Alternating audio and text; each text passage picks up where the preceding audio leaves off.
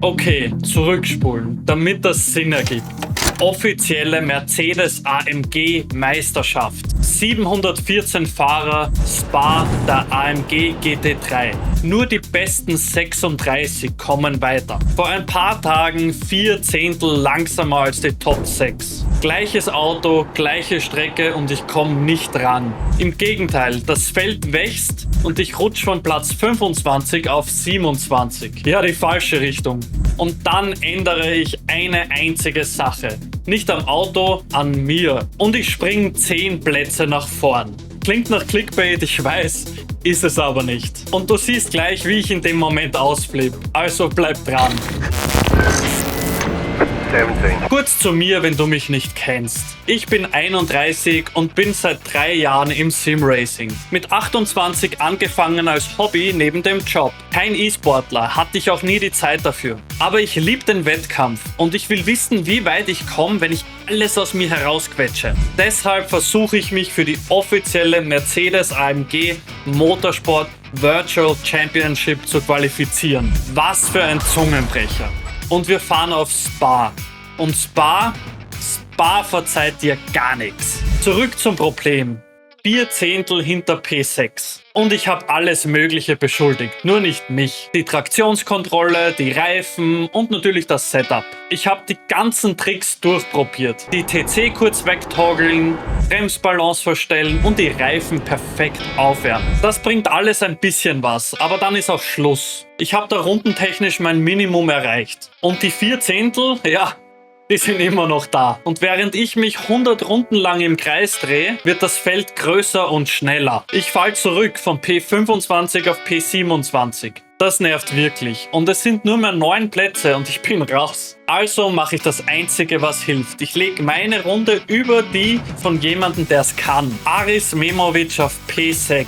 In Garage 61, Kurve für Kurve. Und die Daten sind erbarmungslos. Erste Sache: ich bin gar nicht überall langsamer. Sektor 1, Sektor 4, die schnellen Stücke der Strecke, da bin ich sogar minimal vor ihm. Und die kompletten 4 Zehntel? Ja, die stecken in Sektor 2 und 3, in den technischen Passagen. Und die Ursache ist eine einzige: das Bremsen. Genauer, das Trailbraking. Die Phase, wo du bremst, aber schon einlenkst. Ich gehe dazu hart rein. Das ABS schlägt zu und ich verliere Speed bis zum Apex. Aris dosiert feiner, bleibt aus dem ABS und trägt mehr Tempo in die Kurve. Das sind kleine Details pro Kurve. Über die ganze Runde allerdings ist das eine andere Welt. Und jetzt kommt der Teil, warum ich das Video mache. Ich setze mich ins Simrig und nehme mir eine einzige Sache vor. In jeder Bremszone, in der ich einlenke, achte ich bewusst aufs Pedal. Nicht reinstampfen, dosieren. Aus dem ABS draußen bleiben. Das ist alles. Eine Sache. Und dann 17.702. jawohl. Und einfach nur durch die Technik. Einfach nur sanfter bremsen. Sanfter Trailbraken. Alter, ich hätte es nicht gedacht, wie ich gesehen habe. 2 Zehntel minus. Und ich habe nur gehofft, bitte schafft die Sektoren. Fokus. Genauso sanft bremsen. Fuck, es hat funktioniert. Boah.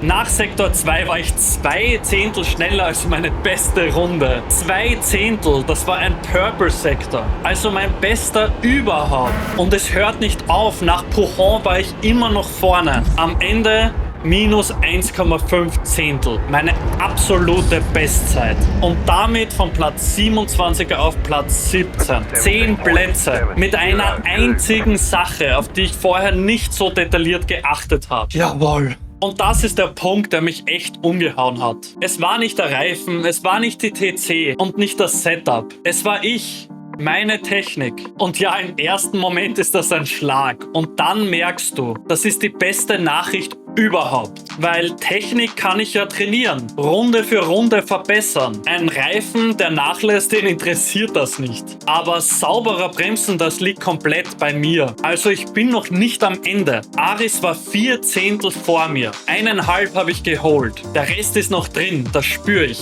Und bevor jetzt einer schreibt, ja, dann setz halt deine besten Sektoren zusammen. Die Runde gibt's nicht. Meine Reifen sind nicht jede Kurve perfekt, die geben über die Runde nach. Okay, gut, die Zeit kommt also aus der Technik, aus dem Bremsen und ich habe gerade erst angefangen. Der Wettbewerb läuft noch bis zum 19. Juli und das Feld schläft nicht. Platz 17 heute heißt also nicht Platz 17 am Ende. Und als Noah Eder in seinem Stream nachgeschaut hat, war ich schon wieder Platz 19. Und du bist 19 zurückgerutscht. Mal schauen, was das wird. Schauen wir mal kurz. Chris Steiner, 17,7. Ja, es ist halt... Also seht ihr, die Gap ist halt von P3 bis P14, ist halt gefühlt eine Zehntel. Und hier dann von P14 bis P20 sind es dann schon 3 Zehntel oder 2,5 Zehntel. Deswegen da wird auf jeden Fall noch einiges passieren. Da muss man sich noch ein bisschen verbessern. Ich gebe natürlich alles, um die restliche Zeit noch zu finden. Wie das Ganze ausgeht, zeige ich dir dann. Die Challenge gibt's nicht nur in iRacing, auch in Assetto Corsa Competizione, Le Mans Ultimate oder Gran Turismo 7 kannst du mitfahren. Die Zeiten lassen sich von Sim zu Sim natürlich nicht 100% vergleichen. Fahr trotzdem den Time Trail. In iRacing musst du dich zum Beispiel gar nicht dafür registrieren, dass du den mitfahren kannst. Du musst dich nur registrieren, wenn du wirklich die Meisterschaft mitfahren willst. Und deine Zeiten, egal ob langsamer oder schneller als ich, schreib sie rein. Und was mich wirklich interessiert, wenn du gefahren bist, wo verlierst du Zeit? Am Entry oder am Exit? Ein Wort reicht und sonst auch gern detailliert. Also sauber bleiben, ankommen und wir sehen uns auf der Strecke.